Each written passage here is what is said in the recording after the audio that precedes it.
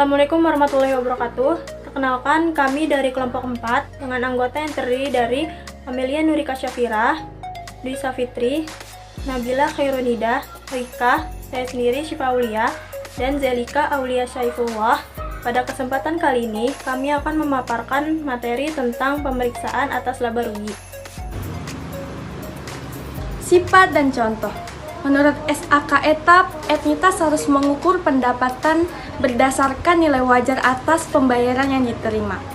Nilai wajar tersebut tidak termasuk jumlah diskon penjualan dan pemotongan volume. Adapun perkiraan laba rugi atau profit and loss account terdiri atas perkiraan harga pokok penjualan, beban operasi, pendapatan, dan beban luar operasi dan pos luar biasa. Pengakuan dari pendapatan harus memenuhi 4 unsur. Yang pertama, telah mengalihkan resiko dan manfaat yang signifikan dari kepemilikan barang.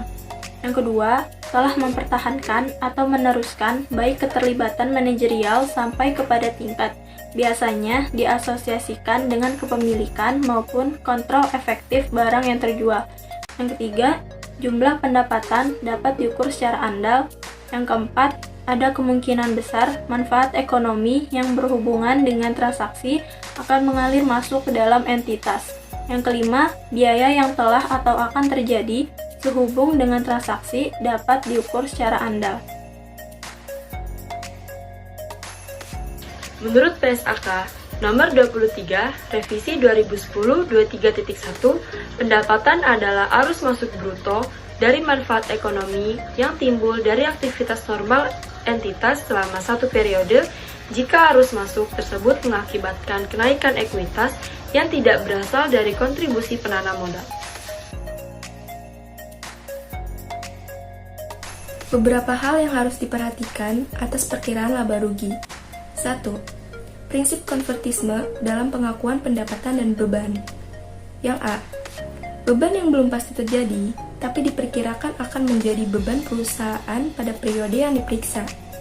Jumlahnya bisa diestimasi dan cukup material harus dicatat menjadi beban. Yang B. Pendapatan yang belum pasti terjadi, belum boleh dicatat sebagai pendapatan perusahaan. Pendapatan umumnya diakui pada saat penyerahan barang atau jasa pada saat dibuatkan faktur.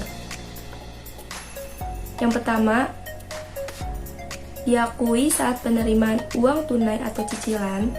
Yang kedua, untuk perusahaan kontraktor ada 2 pilihan pengakuan pendapatan, yaitu metode kontrak selesai dan presentasi penyelesaian.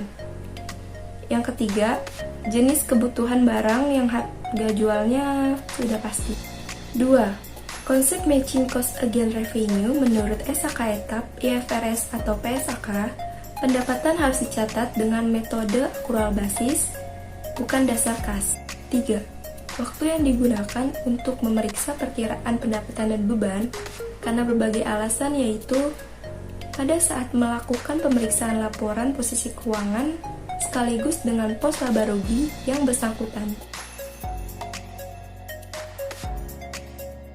Pemeriksaan laba rugi.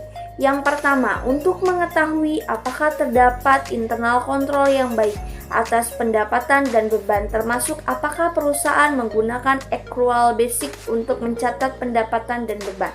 Yang kedua, untuk memeriksa apakah pendapatan yang dicatat perusahaan telah dicatat di buku perusahaan. Yang ketiga, untuk mencatat apakah semua biaya yang menjadi beban perusahaan yang telah dicatat di buku perusahaan. Yang keempat, untuk memeriksa apakah terdapat fluktuasi yang benar dalam perkiraan pendapatan dan beban jika dibandingkan tahun sebelumnya atau dibandingkan dengan anggaran pendapatan beban.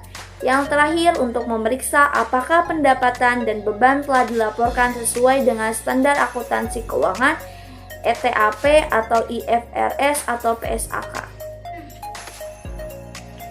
Audit prosedur yang disarankan. Audit prosedur disarankan di sini ada 10. Yang pertama, pelajari dan evaluasi internal kontrol atas pendapatan dan biaya. Yang kedua, meminta rincian laporan laba rugi untuk periode yang diperiksa dengan periode yang sebelumnya. Yang ketiga, ada meminta rincian laba rugi untuk periode yang diperiksa dibandingkan budget untuk periode yang sama.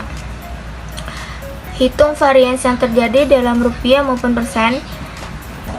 Dari varians tersebut dapat dianalisis kemungkinan adanya angka yang tidak sebenarnya, misalnya window dressing penjualan, pergeseran mata anggaran, dan pergeseran waktu pencatatan.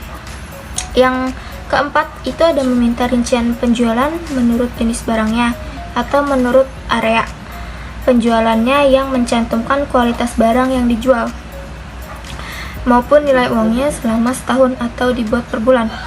Yang kelima itu ada periksa cut-off penjualan untuk mengetahui ada atau tidaknya pergeseran waktu pencatatan penjualan. Yang keenam ada periksa subsequent payment untuk mengetahui adanya unrecorded liabilities berikut unrecorded receivable. Yang ketujuh, buat analisa terhadap beberapa perkiraan biaya atau pendapatan yang kemungkinan bisa dinyatakan oleh pihak pajak atau diperlukan dalam pengisian SPT untuk membuat koreksi fiskal atau memungkinkan timbulnya kontingen liability. Yang kedelapan, itu ada untuk biaya pendapatan yang ada kaitannya dengan pajak harus diperiksa apakah peraturan perpajakan yang telah berlaku telah ditaati. Yang kesembilan itu ada khusus untuk biaya gaji. Yang pertama ada periksa biaya PPh 21 terutang. Yang kedua itu ada bandingkan dengan total biaya gaji yang tercantum dalam perhitungan laba rugi dengan SPT PPh 21. Dan yang terakhir yang ke-10 ada periksa apakah penyajian pos laba rugi sudah sesuai dengan SAK etap atau IFRS atau PSAK.